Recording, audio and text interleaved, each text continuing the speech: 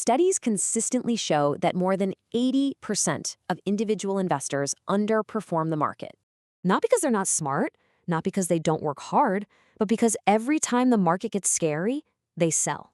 And every time the market looks great, they buy. They do the exact opposite of what they should, and they do it every single cycle, without fail. Why? Well, two words: greed and fear. Today, I'm going to show you how these two emotions create predictable patterns that you can actually recognize and profit from. This is personal analysis, and honestly, it might just be the most valuable explainer in this entire series. Section 1. The Investor Emotion Cycle and the Psychology of the Masses. Okay, let's dive into this. To really get this, we have to kind of shift our perspective and look at how the masses behave. Because you see, investing isn't just a math problem, right? It's a psychology test. And this quote perfectly nails the exact mindset you need to succeed. It's Warren Buffett's golden rule. Be fearful when others are greedy, be greedy when others are fearful. The crowd is actually handing you the roadmap. When everyone is euphoric, they're taking on maximum risk. But when they're panicking, they're creating maximum opportunity for us. The whole trick here, the really crucial point, is that you've got to have the absolute discipline to go the exact opposite way of the crowd. Which brings us to a concept you absolutely have to know: capitulation. This is the absolute bottom of the cycle. We're talking about the moment of maximum fear, when those last desperate sellers finally just throw in the towel. Now, to the average investor, this looks like maximum danger, like the sky is falling. But to the educated investor, someone using personal analysis, this is disguised as maximum opportunity. Stepping up and buying during capitulation is quite literally what separates the wealthy from the average retail investor. Section 2. Measuring fear. The VIX Index. So you're probably wondering, how do we actually measure these abstract feelings of fear and greed in the real world? Well, we use a really powerful tool called the VIX Fear Gauge. The VIX measures exactly how much volatility traders expect over the next 30 days. Think of it like this. When traders get scared, they buy insurance, and the VIX goes up.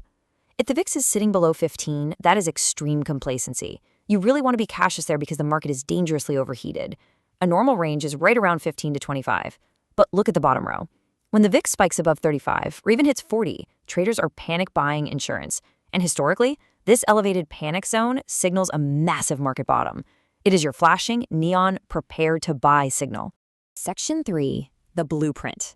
4 stages of market reversal. You see, every major crash and recovery in history follows a very predictable blueprint. There are 4 distinct stages. It always starts at stage 1, the euphoric stage, which marks the absolute market top.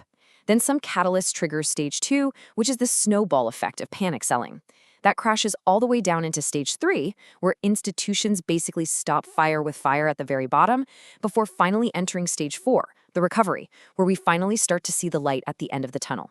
Now, what's really interesting about this slide is how stage 1 actually feels in the moment. Maximum risk feels perfectly safe. This is peak maximum greed. You'll see record IPOs, flashy celebrity investment apps launching left and right, and everyday retail investors just piling in with absolute confidence. The media coverage is relentlessly positive, but underneath the surface, the smart money is quietly heading for the exit. And then, boom, one piece of bad news hits, and we enter stage 2, the snowball effect. A small drop triggers 3 very specific falling knives. First, early investors start taking their profits. As the price drops further, other investors are forced to cut their losses, heavily driven by margin calls. And finally, shorting kicks in, which drastically accelerates the whole decline. What started as a tiny, completely manageable correction instantly snowballs into forced selling and widespread panic. This snowball rolls straight down into stage 3, capitulation, the absolute bottom. This is where apocalyptic headlines are raging across the news and the VIX crosses 40. But here is the secret. To stop fire with fire, central banks and governments almost always step in right here with rate cuts or emergency stimulus. And exactly when the crowd is in maximum despair, that is exactly when the smart money starts buying aggressively. Section 4. Your personal market indicators. Now, you might think you need a complex, multi-screen stock chart to track all this. You really don't. Some of the very best market signals don't require a chart at all. Let's compare some real-world signs you can spot literally just by walking down the street in your hometown. In a state of euphoria, restaurants are packed to the brim, everyone's suddenly an expert on the latest stock app, and your taxi driver is handing you stock tips. That peak consumer confidence actually means deep market complacency. On the flip side, Depression looks like empty shops, relentless doom narratives, and mass layoff headlines. Extreme gloom is actually signaling your greatest buying window. Let's look at some of the more fascinating, slightly unconventional indicators you can track. Take the lipstick effect. Basically, during recessions, people stop buying big-ticket items, and instead, sales of small, affordable luxuries like lipstick spike. Another massive indicator? Total silence. When your friends and social circle are too terrified to even mention their portfolios, that total silence is actually your loudest buy signal. And when the media loudly declares that this time is different and the market will never recover, well, history proves them wrong every single time. So the absolutely crucial point here is learning to look around and accurately read the psychology of the masses.